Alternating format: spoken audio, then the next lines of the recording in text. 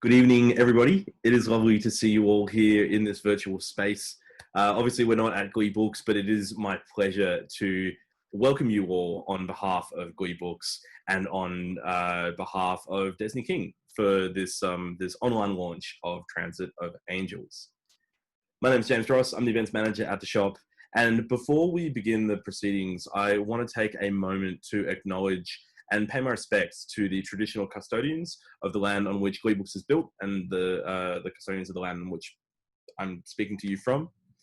I would also like to pay my respects to the elders past and present of the Gadigal people of the Eora Nation, and extend that same respect to any Aboriginal or Torres Strait Islander people who are with us here today. It's upon their ancestral lands that Gleebooks is built and that all of Australia is built upon. And I'd like to take a moment to acknowledge that that is land upon which sovereignty was never ceded. I also want to cover a little bit of housekeeping. First of all, if everyone could please just keep their microphones muted, their screens disabled, that would be really, really wonderful. And if you have any questions this evening, please direct them to the chat box, which you can find at the bottom of your Zoom screen, just next to the green share screen button. So just to the left of that. I think it goes without saying, please don't share your screen, because once again, trying to keep this all about Desney and Chloe this evening. Well, now it's my privilege to introduce Chloe Higgins, who's going to be in conversation with Desney today. Chloe writes about the things that she's afraid of, death, sex, love, and how she feels about her mother. The Girls is her most recent book. It's a memoir of family, grief, and sexuality, and it's also her debut, which won the People's Choice Award at the 2020 Victorian Premier's Literary Awards. The Girls was also shortlisted for the 2020 Victorian Premier's Literary Award Prize for Nonfiction and shortlisted for the State Library's 2020 National Biography Award. She's the director of the Wollongong Writers Festival and works as a writing mentor, helping students develop a daily writing practice. And she also chronicles her writing process via IGTV on Instagram, and her tag is @Chloe Marie Higgins. So definitely recommend you checking that out. Anyway, that's more than enough for me, so I will let Chloe take it away from here. Thanks, James, so much. Holy shit, Desney, I can't believe we're here. How are you feeling? Good. Lovely to see you and everybody else who's here. Well, I'm going to read your bio in a minute, but I just wanted to say there's literally not a person in the whole entire world whose book I would rather be launching, and it is such a deep, deep privilege. Like, oh my God, I'm going to cry already. Like, this is insane to me what's happening right now. So yeah, I'm so proud of you, and I'm so honored to be launching your book. So let me read your bio. Desney King writes about love, relationships, death, grief, healing, interconnectedness, the world of nature, and life's unfathomable mysteries. She's a retired book editor and survivor of several strokes. Born in rural New South Wales, Desney now lives in Sydney in a light-filled apartment with a long view. What have I done? Transit of Angels is her debut novel. Are you right? Are you there? Sorry. No. I just had to turn off my emails. I was wondering whose ding that was. Bloody technology. It's overwhelming. So I just want to go back. So we met 12 years ago. For people that have just joined us, we were just trying to do the math before everyone kind of got let into the event. So it would have been 2008, and we met on this veranda that runs around the outside of what was then New South Wales Writers Centre, and what is now Writing New South Wales, with those beautiful like purple trees all throughout the greenery. Do you remember what you were working on at the time, or why you were there? I don't, and I've tried for years to remember not so much that, but how we got talking. We must have been sitting beside each other in the final session or something, because all I remember is walking out those big double doors beside you Yeah. And we must have been chatting, and then we sat on a bench on the veranda, and I think we probably chatted for a couple of hours. Oh yeah, I remember. I have no idea what events I was on that day. Like I don't remember any of that. But I remember, I don't even remember meeting you, but I just remember sitting on that wooden bench out the front, and they like closed the center, and we were like just still sitting there talking. But I wish. So you don't remember if it was this book that you were working on in earlier versions? Well, 2008, yes, that was when I started writing Transit of Angels. Yeah. So I was certainly undergoing a year-long series of writing workshops with Joyce Cornblatt. Yeah. Yeah. So, and Transit of Angels emerged out of that. Okay. So whether it had begun or whether you triggered it or whether, don't know.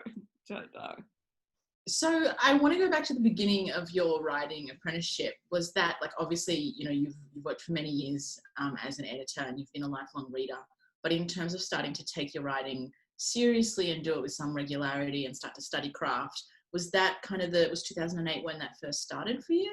No, it was probably a few years before that. I bought a copy of Julia Cameron's book, The Artist's Way. Yeah. And I think it'll be 17 years on New Year's Day that I have been writing morning pages every morning by hand, 3 pages every morning. So that just, that built discipline, and it released my passion and focused everything. So that's where it started, really, you know. And then I set up a blog because at that stage I was editing and I'd been teaching editing and publishing and so on. So I set up a website and I was blogging about book editing and publishing. So, and just random stuff. So I was blogging. As well as doing the morning pages. Morning pages first and then into the blogging. So, yeah, and reading books, Anne Lamott, Kate Granville, etc., etc., etc. So, you know, doing exercises with fabulous teachers like that. Yeah. I have to say, really, I know you're huge on craft, but honestly, I haven't studied craft formally. Sorry. I'm like, how have we not had this conversation before?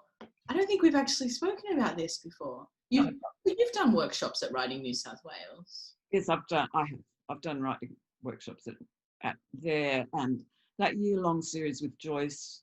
Yeah. It was the first year, but I did that for about 3 or 4 years after that as well. And yes, so Joyce's style of teaching craft is very subtle, maybe, really profound. So yes, I have studied craft, but in a way that I didn't really realize that that's what I was doing. And I mean, your job for like 25 years was to analyze other people's work, right? Like, I feel like dissecting craft in that way has to be 35 years. 35 years. Yeah. I forget sometimes that you're a little bit older than me. Oh my goodness, that's a long time. Okay. So when did you, there's so many questions now that for people that are in this chat, Desney and I often have like 3-hour phone chats, or like we would meet in person and, you know, like it would go for hours. Like we would have to just stop ourselves from talking. But there's like all these questions now that I've never asked you. Like, when did you first feel like you were going to be a writer? I always thought composition at school was fun. I never thought it was schoolwork. So, but when did I think I was going to be a writer formally? It really was in that 2008 series of workshops. Towards the end, we'd been doing heaps and heaps of writing exercises, and suddenly around the August, September, October, and I can't even find the notes now, but I realized that I was writing a novel, and it was this novel, Transit of Angels. Yeah. And I don't know where the title came from. The title just came and it has stuck. And I've tried to change it once and it was terrible. And the book screamed at me and wouldn't let me change its title. So there's been a lot of that with Transit of Angels, that it has told me what to do. Yeah. So I really feel like that. Like, I feel like the deepest work is work like you don't, unfortunately or fortunately, depending on how you look at it, like in a way you don't really get to choose what you write. You know, even now with you tossing up between the two manuscripts that you're going to work on next, right? There's this like pull towards something that is not always intellectual or logical. It's like almost a physical gut level pulling towards the work that you want to be doing that sometimes you don't intellectually want to be doing. But if you're like trusting where your body wants you to go, it's like you don't have a choice. Right? Is it like that? The characters just keep coming at me. The characters, so the two books that are waiting back there, one's a memoir and one's a novel. And the character from the novel, the protagonist, is just at me. You know, he won't go away. Yeah. But I've got a lot more of the memoir written than I have of the novels. Anyway, that's not the conversation, I guess. But one thing you don't know is that when I did know that I'd written it. So in terms of craft, in terms of discipline, once I realised I was writing Transit of Angels, I started getting up an hour earlier every morning. So I was getting up at 4:30 and I had a ritual, same tablecloth, same little teapot, same little milk jug, thank you, Maisie, light a candle, and I would write for an hour and then it would just stop. So it would just flow for an hour. I'd go into the zone, it would flow for an hour, and in 5 months, I had about 84,000 words. A lot of which have gone now and been gone forever or replaced or whatever. But what you don't know is that it was at that time when I thought, maybe this will get published one day and I need to have the right surname to put on the book. So you don't know this, do you? No, so my mother was a writer and her mother was a writer, and I come from a line of women writers who were never published and never honoured for their work. And my mother's maiden name was King. And so I changed my surname to King to honour my mother, so that when, if ever, Transit of Angels happened to be published, my mother's name would be on the book. And now I'm going to cry. Oh my goodness. Yeah. Not know that. No. So speaking of the cover, it's such a stunning cover. I guess a lot of people will have maybe like ordered their copy. I don't know if they will have arrived in people's homes yet. So we're not going to do any spoilers tonight. Don't worry. But I guess I wanted to ask, you know, how did the book come to you? Like, what was the kind of starting point for you? Okay, go back to those workshops. Yeah. I don't remember. I don't remember what the theme for the year was, but I remember we were going very deep into internalized emotions, negative and positive. Mm-hmm. And what was coming up for me was a lot of grief. And I've done a lot of volunteer work over the years in palliative care wards and so on. And I've been with people when they've been dying and when they've died. And I've been around quite a lot of people who have been through a lot of grief, including you. And I know that in our Western society, so I guess this was the impetus for me, the way it focused in that in Western society, we tend to not deal well with death and with grief and with grieving. And so I wanted to find a way of writing a novel about death and grief and the long grieving process in a gentle enough way that readers would stay with the book. Yeah. Yeah, which that was the challenge. And then Angelica, who is the main character, took it on from there, and she did it. She did it, and it's only quite recently that I've realised that she's written the whole book in the first person present tense, and that's made me realise why it's so immediate. It's all in the present tense, except for one chapter, but it's all first person present tense. So readers are right in there with Angelica all the time.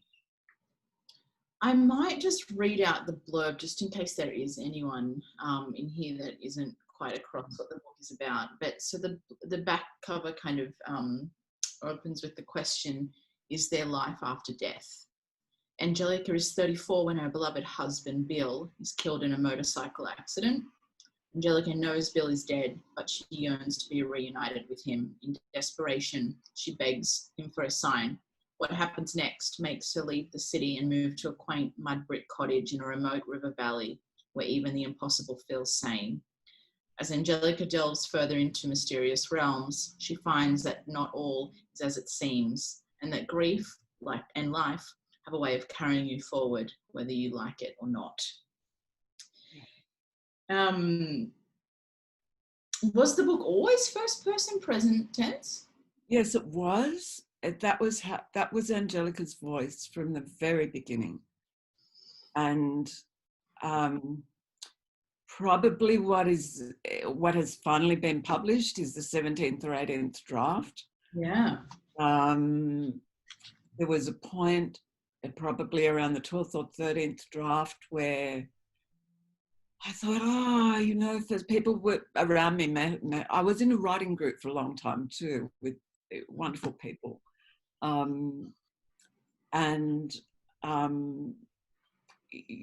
a lot of conversation about, is first person the right way to go? Shouldn't it, is it a cop-out? Is it a whatever? So I tried very briefly throwing it over into third person with me writing about Angelica, and she was not happy. It just fell apart. It just fell apart. It didn't work at all. So why would first person be a cop-out? That's I haven't come across that before. That's debut novelists. Yeah, okay. Yeah. Because there's such a thing about debut novels tend to be autobiographical, so it's easy to go into first person but truly I don't know anybody like Angelica. All the characters are fictional, and they've all just come through. There's only one very minor character who bears a resemblance to someone I met briefly in my life. All the rest are completely fictional. So I don't read Angelica in any way and see you. I don't. Wow. But I feel like, obviously the book is narrated through her eyes, and I feel like one of the things that stands out to me most about the book, which is effectively about the way that she views the world, is her optimism and her attention to detail, particularly within. Oh, you've just frozen. I have to say that the two of the things that stand out to me most. Oh, am I back? I think so. Yeah. So I think you were asking about Angelica's optimism and her attention to detail. Well, I mean, sorry, let's do one at a time, right? Because they're huge topics. So in terms of the optimism, something that I've always admired about you is, and it reminds me of James Baldwin, which is a big call, I know, but anyway, no, but like you guys both have this way of like being acutely aware of and acutely engaged with the political, structures of suppression that exist historically, but also in contemporary times. And so many people that I know that have their heads around that stuff aren't able to maintain a level of hope or optimism. And for me, the people in my life that tend to be most optimistic and able to hold hope in their hearts really aren't politically aware. And you are one of the very few people I know that are able, and James Baldwin talks about this, right, in his work. Like, you have to be able to hold these two opposing ideas in mind at once, otherwise you're just going to ruin yourself. You have to be able to engage with the social structures of oppression, but you also have to have hope in humanity and gratitude and whatever, and optimism. And I see that in the book, like she's dealing with a lot of, well, not a lot, but a couple of really narrow-minded people, and obviously massive trauma, and yet there's this strong thread of hope and optimism. Which must be the part of me that has flowed through Angelica, even though she, as you said, she doesn't feel like me, and No, not at all. No. Not at all. She's got a lot of her personality traits, etc., etc. But I was just born optimistic. What? No. I know. So much mental training. You have a whole history. But okay, but I was born optimistic. I was born very, just very optimistic, happy little girl, easygoing, and that saw me through a lot of stuff, through my childhood, my adolescence, and throughout life. But yes, in the mid 1980s, I'd always had a spiritual context. I grew up in a Christian household and grew up a very devout Christian. Lost that faith in my early 20s, but there was just something over the next 10 years. I felt like something was missing, and by about the mid 1980s, I was very drawn towards Buddhist teachings and Buddhist practices. And so I went to, I learnt meditation with Buddhist groups, and I wouldn't say that I am a Buddhist, but I live my life by Buddhist principles. And a lot of people I think who are here know that in 2012 I had a stroke that changed my life completely, or stripped it away really, and I've had quite a few since. And I'm so grateful that I had, by that stage, a couple of decades of practicing mindfulness, which you're calling attention to detail, and gratitude. So what people can see me here on my bed, but if I look past the screen, what's in front of me is a window to the world, and my little unit is high up, and that's my sanity window, and it's my gratitude window. And I have a view of rooftops and treetops and the sky, which is always changing. I've learnt the value of real mindfulness, really being in the moment. I've had 8.5 years now especially the last 6.5 years since I've no longer been able to stand up or sit up, and I've been living on my bed. I've had the spaciousness and the opportunity to go very deep with those practices, with being in the moment, with deep acceptance of deep acceptance of what is. That was the phenomenal epiphany for me, probably about 2 or 3 years ago, when you can deeply accept the way things are, then you're free, you're liberated.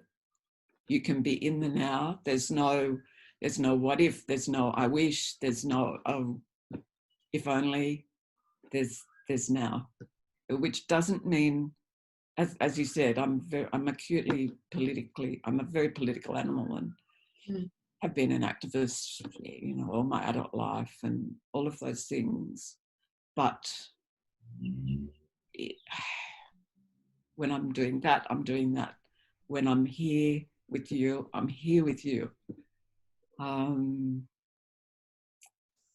I'm drinking tea, I'm drinking tea. I'm not a saint, and I am not a bodhisattva. I'm not perfect. And of course, I'm not like that all the time. But the last, this time on the bed has allowed extraordinary depth of personal growth in that sense. And I'm really grateful for that. I feel like, in a way, the journey that you have described for yourself just now is really like almost mapping Angelica's.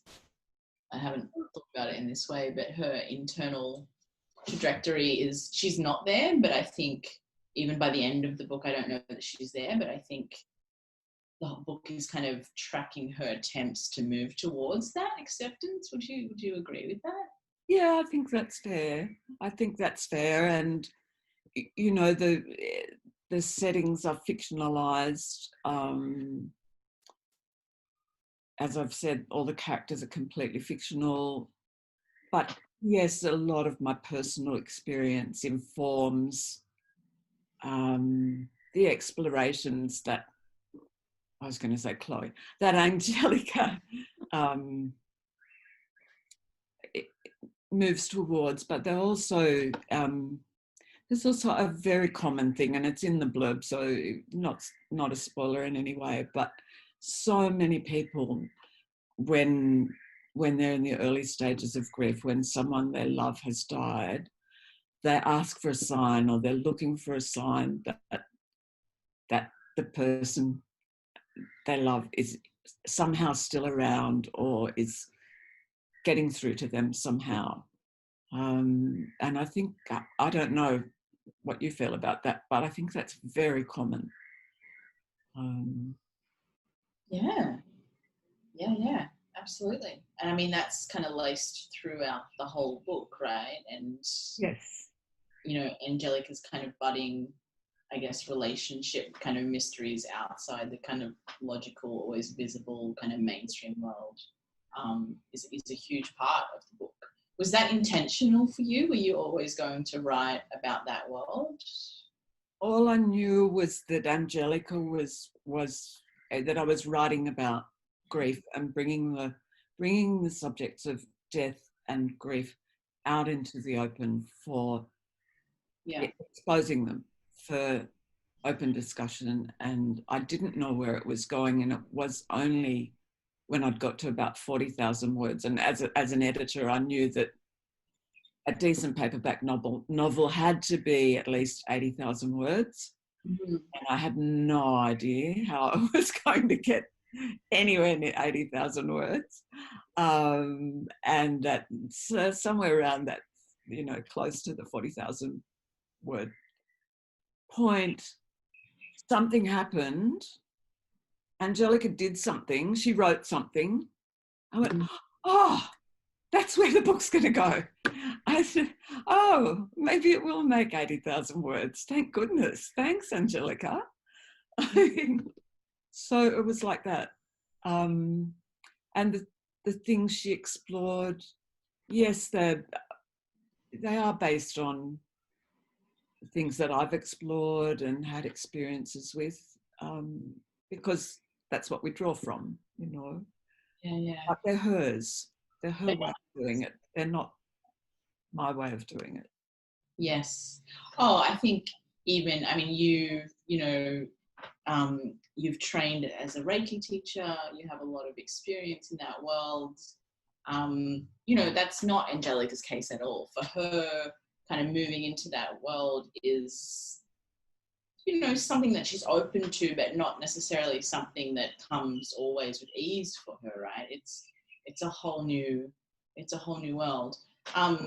Was that, so that wasn't your intention? That was just kind of, she was leading you into that? She was leading me into that, and she was taking the journey, that her journey through grief and grieving, and you know, trying to work out a way of keeping on living without death.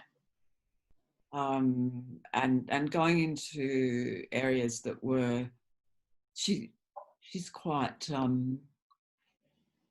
wouldn't say skeptical, but she has a very open and inquiring mind. Mm-hmm. And so I think right to the very end, she has asked a lot of questions and explored various avenues, but she never arrives at specific answers. Yeah. And neither does the book. Yeah. Not really. You know, a lot of possibilities are thrown up. Some of them are things that are fairly common to a lot of people who are experiencing profound grief, and some of them are just where Angelica went. Yeah, but she remains questioning, I think, right to the end. Can you maybe just briefly explain for people what Reiki is, in case anyone doesn't know? Sure. Reiki's it's a very pure, simple form of energy healing. Where the Reiki practitioner is just a channel for focusing life force energy, whatever people might choose to call that. And that's all it is. And so that intensified flow of energy into the person who's receiving the Reiki allows that individual's body and energy system to use it for their highest good, and in the way that they're capable of handling at that time. And it's as simple as that. And a good Reiki practitioner and a good Reiki teacher is one who doesn't intrude. They just put their hands on or just above and basically go into a trance state, a deep meditative state, and don't intrude. It's very simple. Yeah. It's interesting to me that, like, the one aspect of yourself that you're often most hesitant to talk about, which is, you know, often your history with Reiki and other modalities. And that's, in a way, what you end up writing a book about, right? It is interesting. And, like, even when we were having a chat about tonight, you were really nervous about talking about this, and I was like, really, that's kind of the angle that I'm, like, most interested in talking about. Like, I feel like that's what's really unique about the book's exploration of grief, and not something that we see often, you know. And I know how big a part of your life it is and has been, and yet there's still some, I don't know, is it shame? I don't know. I'm not saying it's shame, but there's something, like, what is that for you? What it is for me is that it's never been on my CV. It's never been. So my career is as a book editor, and, you know, as the founding lecturer of the diploma of book editing and publishing in Macleod College, and, you know, which I lectured for several years, and so on and so on. And so it just hasn't really fitted on my CV. It sits very separate from it. So it's very personal, I suppose. It's very personal. But, you know, it was because I was because I was a Reiki teacher and doing some healing work. That's how I got involved. I was drawn to work with people who had terminal illnesses and were dying, most of them from cancer, but one from motor neuron disease. And it just, I have the most enormous respect for people who choose to work in palliative care, because I think they're earth angels. It's the most extraordinary privilege to be with people who are dying and as they're dying, and to be with their families. And if there's a way of helping to bring some peace, when I would sit with people and just, so 2 hands on for Reiki, and if I would just hold their hand between my 2 hands, they would just go into the complete, there's people in hospices and palliative care wards, and peace would just overtake them. They would just slip into a very peaceful state. I feel like there's been research as well around the science of touch being one of the quickest ways to switch us into our parasympathetic nervous system, which for people listening is kind of our rest and digest, i.e. our calming, Yep. The state of our nervous system that we go into when we're kind of calm and relaxed. And that touch, Yes, is one of the best facilitators for that as well. That's interesting. it is interesting, and in some countries, it's against the law for Reiki practitioners to touch, so they work out from the body in the energy field. So, Wow. so I'm not really a woo-woo person. You keep saying this. Don't make me look like a woo-woo person, Chloe, in this lodge. I'm very grounded, and so I guess to get to the nub of what you were asking, there can be a lot of extraneous woo-woo stuff around people who teach Reiki and practice Reiki and so on, and that's what I'm distancing myself from, because I wasn't that kind of teacher. I wasn't that kind of practitioner. Not at all. Very grounded, very real.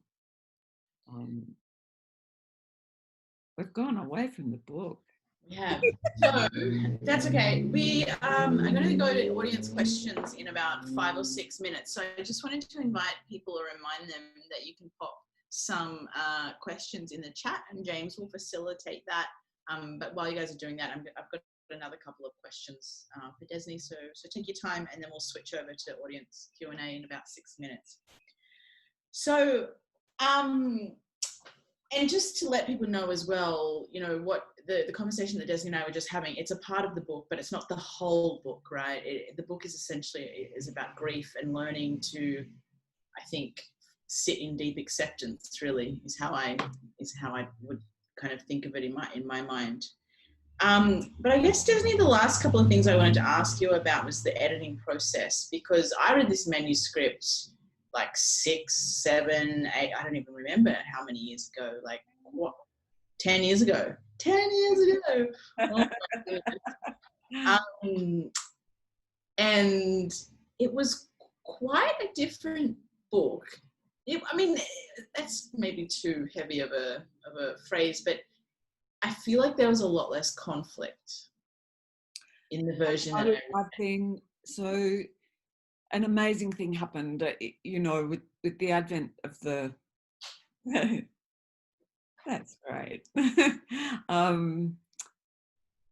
After the first stroke in 2012, I wasn't able to write anymore. Now I'm going to embarrass you a little bit and say that about 6 months of me saying, I just can't write, I just can't write.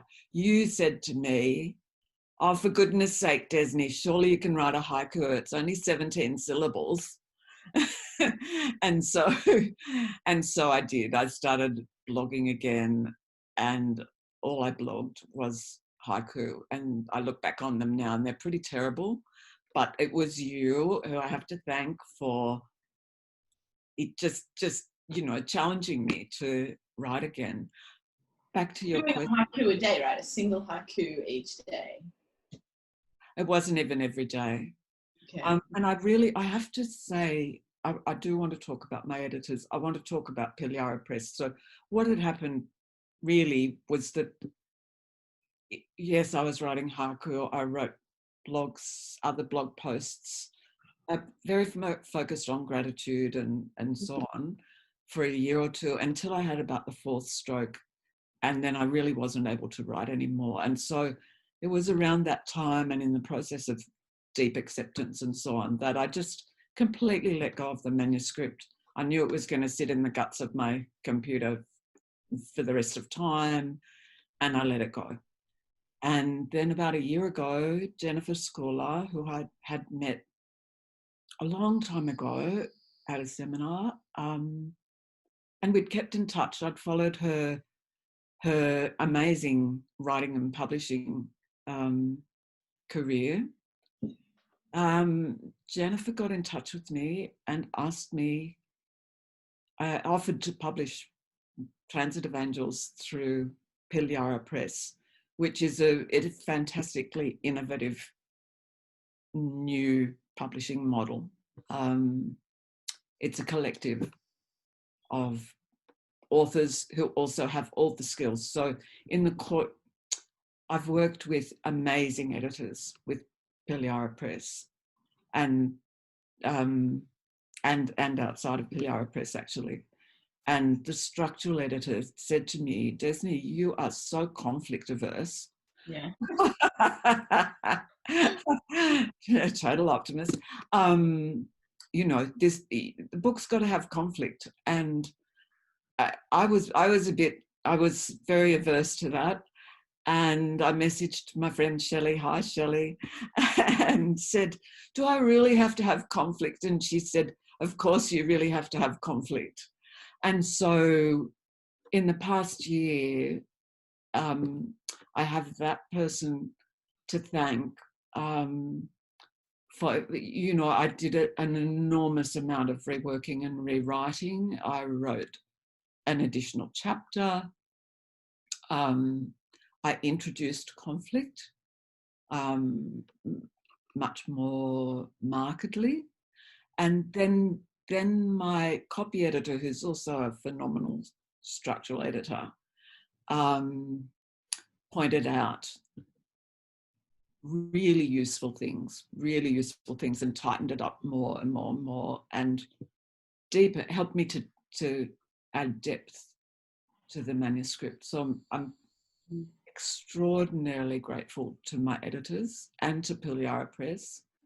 And you know, people have asked me whether, as an editor, having been an editor for so long, that I was resistant to being edited. And in fact, it was the opposite. I was intrigued and fascinated and very quickly really grateful. It's such a gift. I feel like it's like the biggest gift to be edited. Yeah. Phenomenal gift. And whatever Transit of Angels is now, I feel it's a far better book than it ever could have been without the work that those editors did with me. Yeah. So.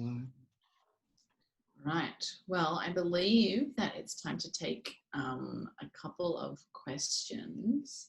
I think James was going to jump in and do that. So I might hand over to you. Thanks, Chloe. Thank you so much for that. And yeah, it's been really lovely to hear you and Desney talk about this book. I've got a question here from Mandy, who's asked you, Desney, what alternative book title did you try? Oh, I'm so embarrassed. Mandy, you would ask that. The only one I tried was Into the Light. And when I Googled it, there were lots of other books with that title. And I sat with it for a while. And then I ran it past, guess who, Chloe. And she said, no. Oh, no. And that was my gut feeling as well. So it just went back to Transit of Angels and I couldn't change it. Got a lovely comment here from Monique Mulligan, who just was really fascinated that you both had the same struggle with writing conflict, Desney.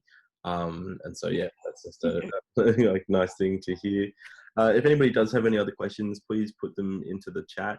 But otherwise, I just wanted to give a big plug for the book.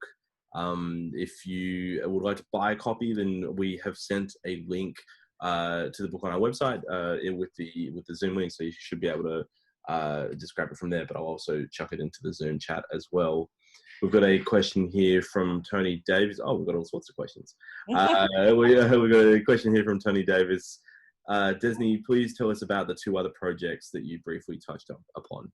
Oh, good question, Tony. One is a memoir that what I did was collect all those blog posts that I wrote in after the first stroke and before the fourth stroke. So, which are all the sort of,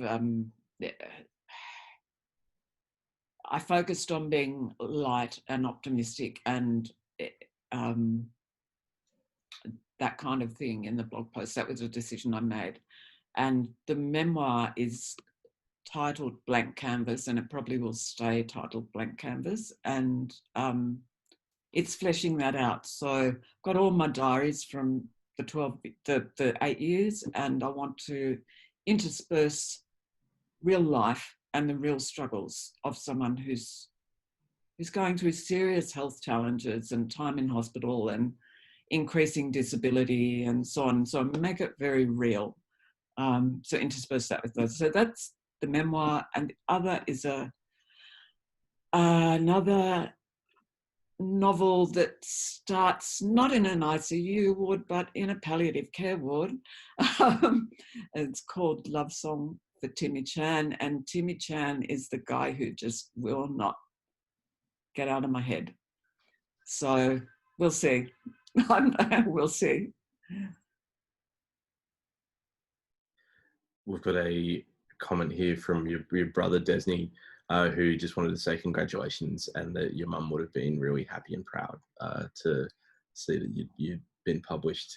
We've got another question here from Jan, who's asked, what were your hopes for the book, and what would you like your readers to take away from it? My hope for the book was that it would bring comfort, ultimately, that it would ease the way for people who are living through grief, because grief, you know, it's so commonly in Western society, it's so common 6 weeks after someone's died or a couple of months after someone's died for people to start saying, well, you know, yeah, but you've got to move on. You've got to move on. And grief is not like that. And that's what I wanted readers to experience, that grief is nothing like that, that it never really goes away. We learn to live with it, as Angelica does. And I had to find a way to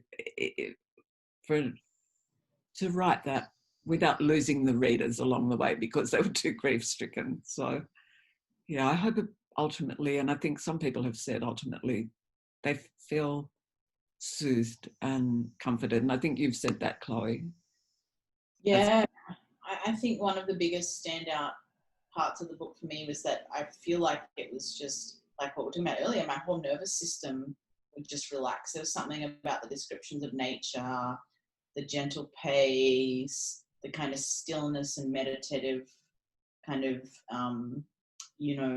themes running throughout it.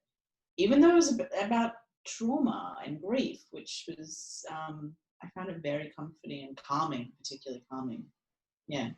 Thanks, Chloe. And if there's enough time, I'd just like to say that we're focused on the invisible and, if you like, the mystical, but nature plays a huge part in Angelica's life, and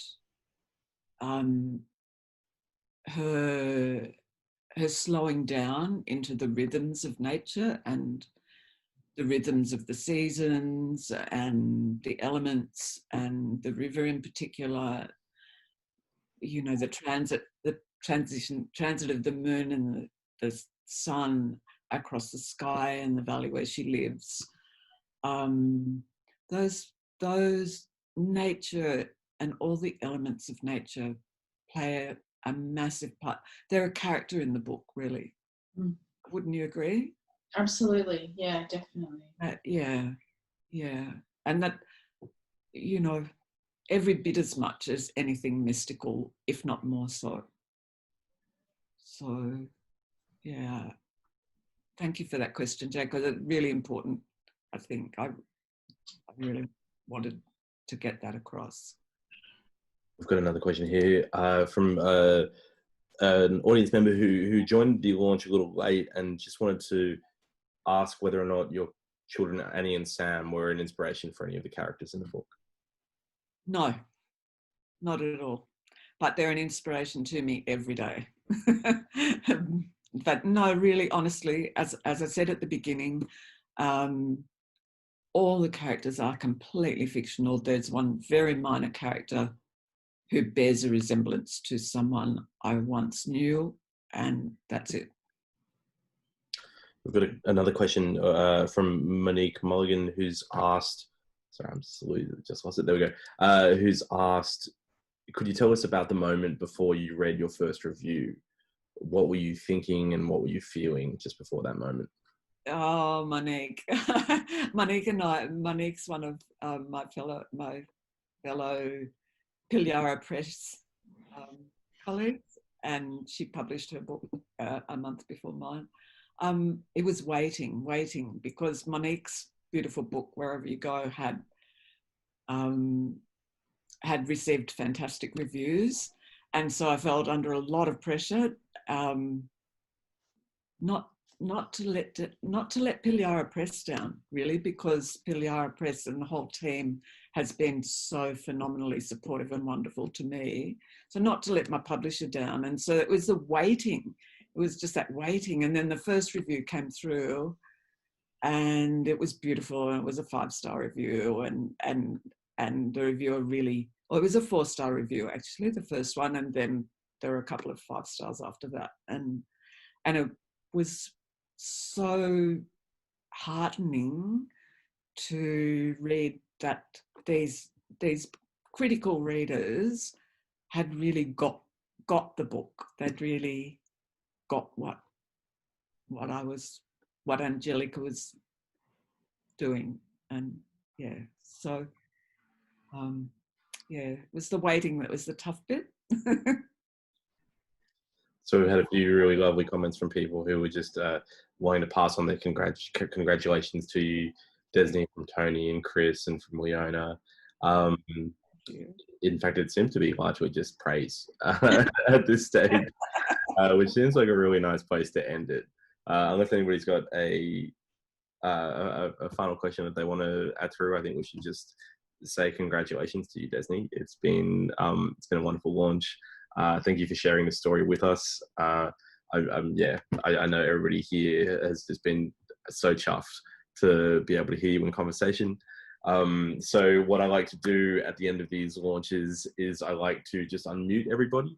So thank you on behalf of Gleebooks, but now we're going to hear thanks from everybody else in the audience. So from the comfort of your homes, everybody, please join me in recording.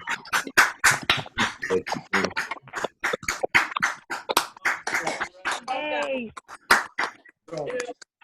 Thank you, Chloe. Thank you, Desney. Thank you, everyone, for coming.